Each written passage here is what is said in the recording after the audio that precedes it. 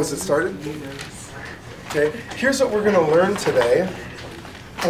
We're going to learn what interval of convergence is, and then we're going to find interval of convergence of these geometric power series that we learned yesterday. And then finally, we're going to learn something utterly different, and something that's probably like the hardest thing we'll ever learn this entire year, and that is Taylor's theorem, finding the error in Taylor polynomial approximations. And it is like so hard as to be just ridiculously stupid.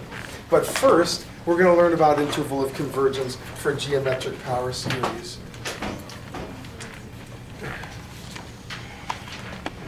Interval of convergence.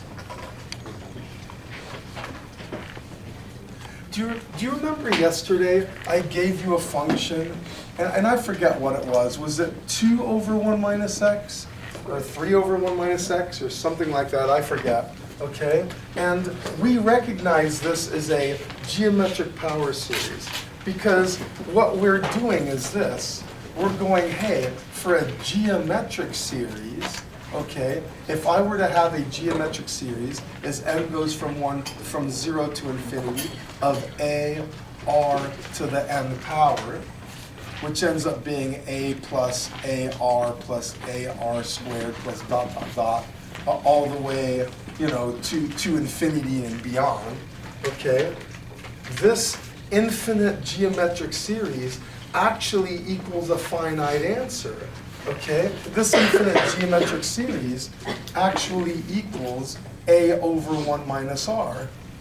But do you remember under what condition, what has to be true of r in order for this infinite geometric series to equal a finite answer? Yes, Daniel? It must be greater than negative 1 and less than 1. Beautiful, beautiful. Only if r is in between negative 1 and positive 1, right? That is, only if the absolute value of r is less than 1. Right? If r is equal to 1 or greater than 1, then I don't get to say this at all. If r is equal to 1 or greater than 1, then this infinite sum adds up to infinity. You see what I mean? Well, because this is true for a geometric series with numbers, we get to say the same thing with functions. We get to say, if I happen to have a function, f of x equals a over 1 minus h of x, right? That is, if I've got a function that happens to look just like this, then I can express this weird function as an infinite polynomial. I can say that this is going to be the sum as n goes from 0 to infinity of a times h of x to the n power, right? Do you see how this infinite series with numbers ends up equaling this? Why wouldn't this weird function end up equaling that? You see? But the thing is, just like this infinite series, where this stuff only gets to be true if r is between negative 1 and positive 1, this only gets to be true if h of x, the absolute value of h of x is less than 1. Okay? That is, negative 1 has to be less than h of x, which is less than 1.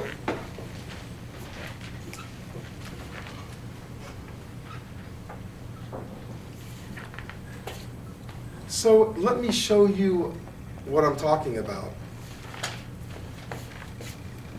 Here. Suppose I've got this incredibly easy example. I've got a function, f of x equals 3 over 1 minus 2x. Okay? I'd like everyone right now to please write this as a summation. That is, as a power series, and then write the first 3 terms. So please do that now. And I'll give you a hint. It's going to look like this. You're going to decide what your h of x is, then you're going to just stick it there, and then go ahead and write out the first 3 terms.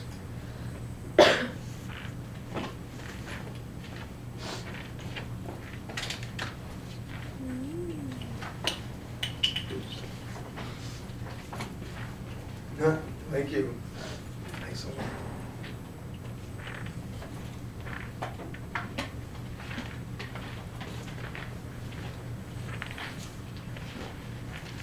Tell me when you're done.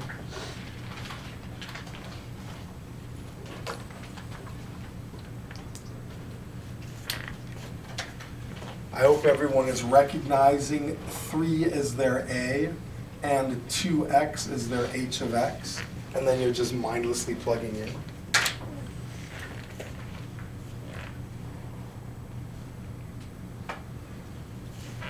Alrighty, time's up. 3 times 2x to the n power, which means when n is 0, you have 3. When n is 1, you have 3 times 2x. When n is 2, you have 3 times 2x quantity squared. And if you wanted to write the next one, it would look like this. You guys okay with that? Okay, good. Great. And this goes on forever and ever and ever.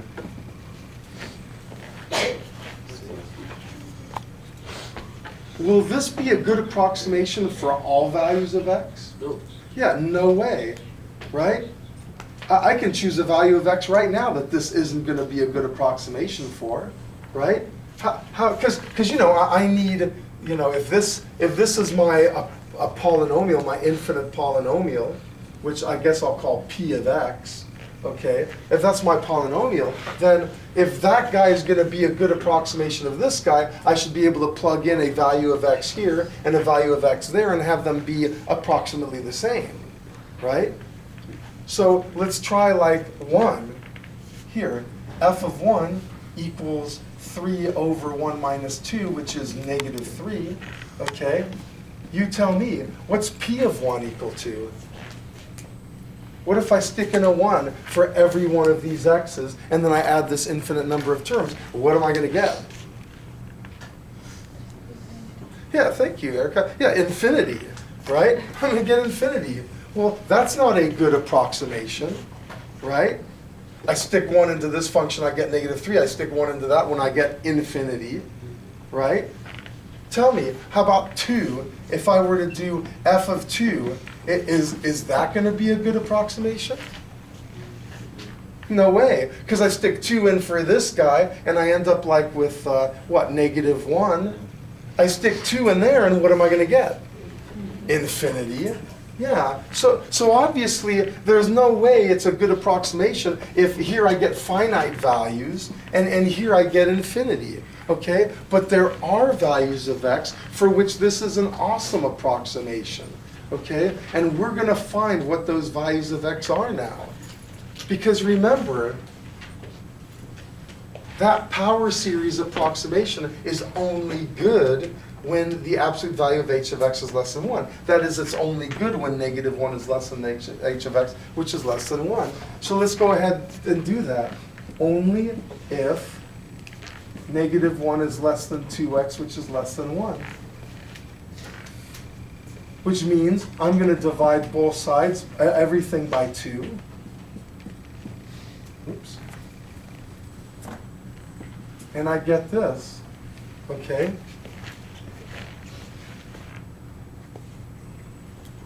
So this function, or rather this infinite polynomial, is a good approximation for this function only for those values of x, none others, you know? Like, let's try 1/4, or, yeah, let's try 1/4, okay? F of 1/4 equals 3 over 1 minus a half, which is 6. Okay, F of 1/4 is 6. P of 1/4 is going to equal 3 plus, that's a half, so 3/4 plus, that's, what is that, 1/4, that's 1/2 squared, which is 1, wait. Okay. That's 3 halves. I stick 1/4 in there, and so that's going to be 3/4. I stick in 1/4 there, and that's going to be 3/8, and 3/16, etc. So what is this infinite sum? And those of you, most of you can do it without even having to plug into a formula. 3 plus 3 halves plus 3/4 plus 3/8. What is that going to end up being? 6, right? So I want you to see that this is an awesome, in fact, this is right on the button. This isn't even approximation. It's right on the button for x equals 1/4. and it's going to be right on the button for any x value I choose between -1/2 and 1/2. If I go outside those bounds, it's a horrible approximation, right? I mean, if I stick in +1/2, what do I get? You know, if I stick in +1/2 here, well, I get infinity. Oh, I guess it kind of, no, I don't know. You know? Well, how about -1/2? If I stick in -1/2, I get 3/2. But if I stick -1/2 here, I get 3 minus 3 plus 3 minus 3 plus 3 minus 3 plus 3, which equals nothing in particular. You see? So I just want you to see, even for 1/2 and -1/2, that isn't a good approximation. But as long as I can find my x values to be between -1/2 and 1/2, then that's going to be a good approximation. There's a name for this interval. It's called the interval of convergence. The interval of convergence. And so now I need to give you a general definition of what interval of convergence means. Then I'm going to give you a couple more problems like these where you get interval of convergence. And then we'll see what we do next. I'm kind of going life in the slow lane. Interval of convergence. Okay? Here comes the definition of the interval of convergence. It's those values of x that you can plug into a power series that yield a finite answer. Those values of x that you can plug into an infinite polynomial that we call a power series.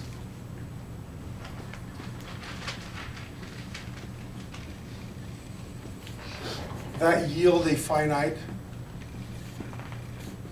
answer. That's your interval of convergence.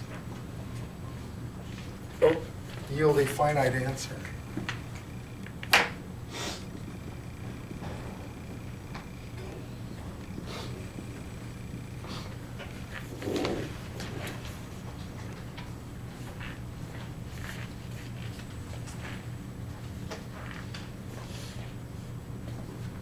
Okay, so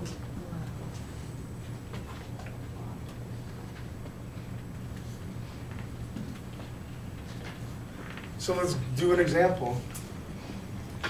Here, f of x equals, what am I doing? Okay, 4 over 1 plus x. Okay, f of x equals 4 plus x. I want to remind you, you're going to be accessing this idea that f of x, if f of x equals a minus h of x, then you can rewrite it as a power series, the infinite series from 0 to infinity of a h of x to the m power, but you only get to do that as long as h of x is between 1 and -1. Okay? That's what you're doing here. So here's what I'm going to want you to do. Number one, get me the general power series, the general term, the power series for this guy, and then get me the interval of convergence. And I'll give you a hint. You're going to have to identify a and h of x and then stick it in, and then you're going to have to put h of x between -1 and +1. Come on.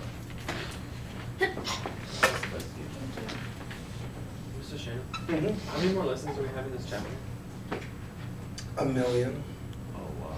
Yeah, because like a lot. This is chapter 9. This is 20% of the AP exam. So we're going to be doing chapter 9 for probably like 3 weeks. Why do you want? No, I'm just wondering because I want a chance to redeem myself on my answers. Oh, okay. Well, I mean, you don't need that much redemption. I mean, your sins don't rise up to the level of you know, having an affair on your wife when she has a newborn son? What do you think? So sexually assaulting lots of women, or cheating people out of thousands or millions of dollars. Your sin's no less. You don't need that much redemption.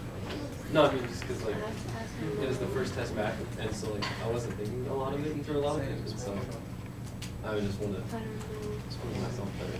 Okay, I appreciate that. But I don't think any less of you. I don't think, oh my God, I used to think Andrew was so smart, but now I don't. No.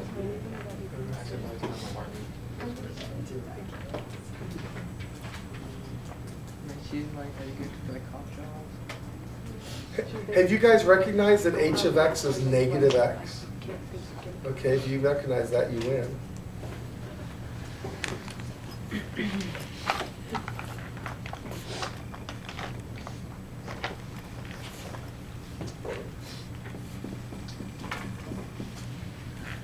So how many people got 4 times negative x to the n?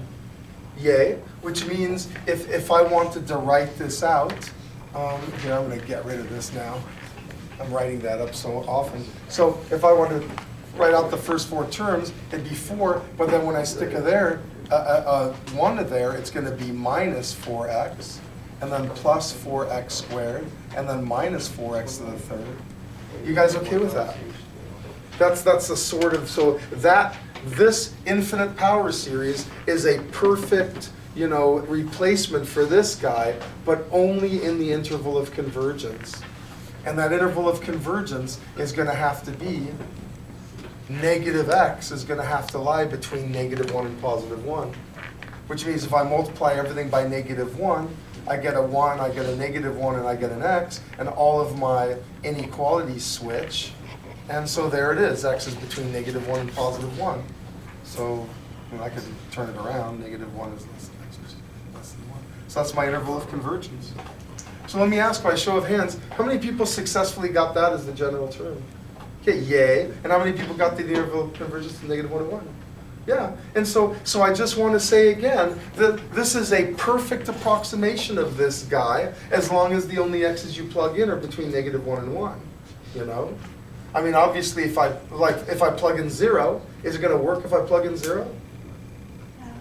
Is 0 between -1 and 1? Yes. Yeah, so it worked like a charm. Stick in a 0, I get 4. Stick in a 0, I get 4.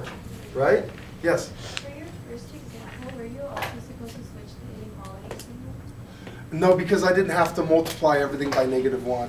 You only have to switch the inequality symbols if you multiply or divide by -1. And here I divided by +2, so I didn't have to switch them.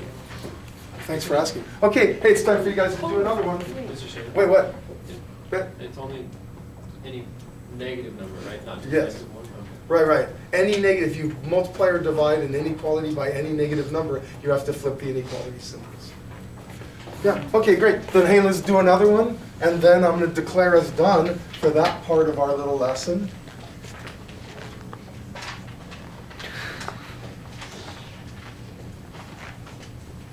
I may not get to Taylor's theorem. I blame myself. That didn't feel good. I blame you guys. Oh, that feels good. Okay, here we go.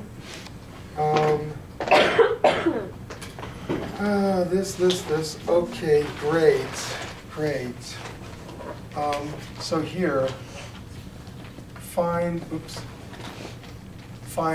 f of x and the interval of convergence.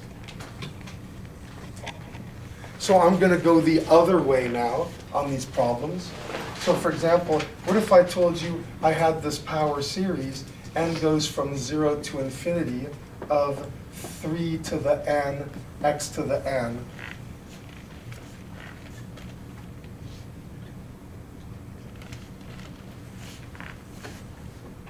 That is, if you wanted, I could plug in a bunch of stuff, and I would get 1 plus 3x plus 3 squared x squared plus 3 to the third x to the third, etc. What function is this a power series expansion for? which means you got to find h of x essentially, because all you're doing is just doing a over 1 minus h of x. So I want you to find h of x, and then I want you to find the interval of convergence. Good luck. I'll give you like 30 seconds.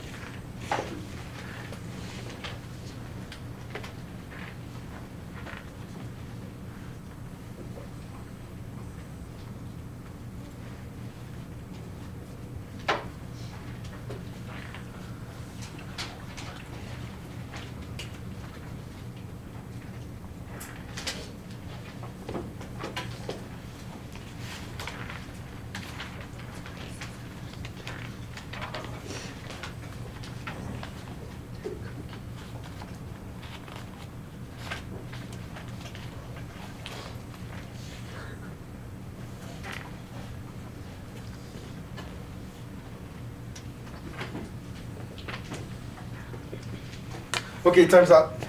Did you guys recognize 3x as your h of x? And do you see that your initial term is 1? Like I stick a 0 in and I get 1. So this is going to be 1 over 1 minus 3x. How many people got that as their function? Oh, good for you guys. Good. Any questions or problems on that? Okay. So now that you know what h of x is, it's 3x. You got negative 1 is less than 3x, which is less than 1, or negative 1/3 is less than x, which is less than 1/3. And that's my interval of convergence. Any questions or issues on that? Okay, then hey, it's time for me to give you a harder problem. How about this? What if I told you my infinite sum was the sum as n goes from 0 to infinity of negative 1 to the n power times x minus 1 to the n power? Can you find me the function and then the interval of convergence? Good luck.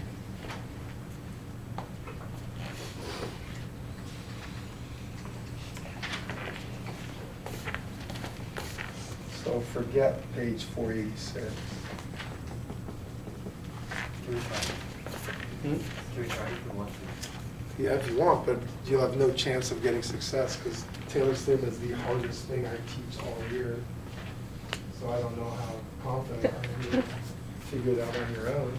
But you can go ahead. I mean, I don't want to discourage you. I don't want to treat you like you can't do it.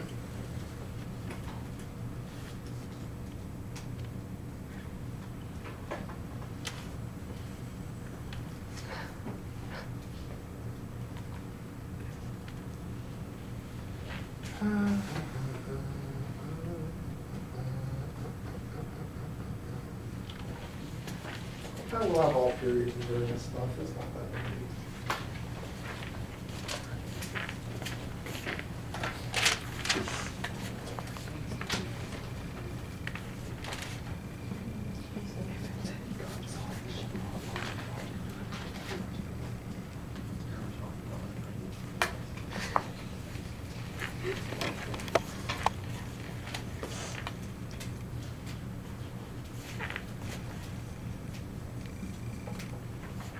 Oh, I have my AB1 again. That's boring.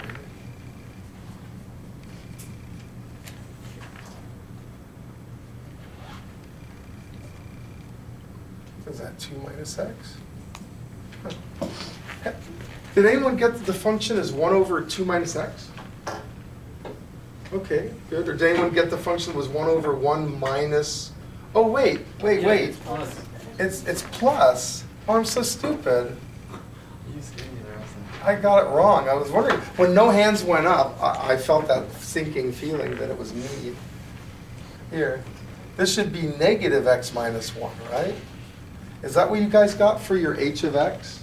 Negative x, negative quantity x minus 1. Or if you prefer 1 minus x, you can just call it 1 minus x. So this ends up being 1 over plus x minus negative 1. That's 0. Wait, is it just 1 over x? yeah. Oh, how freaky. Oh, that was simple. That was easy. That was good. And then let's go ahead and get our interval of convergence. Negative 1 is less than negative x minus 1, which is less than 1.